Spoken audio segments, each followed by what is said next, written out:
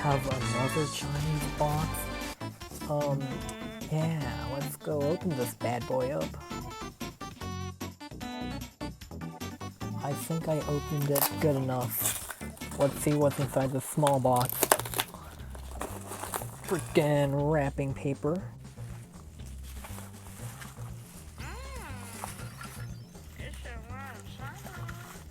I love you so much. We got knockoff Bertie. I think it's a knockoff, but how the hell do I open it? It's so dumb. Yay! I don't know if it's a knockoff. I bought this from China. Okay, I think it's a knockoff. I don't think this is a...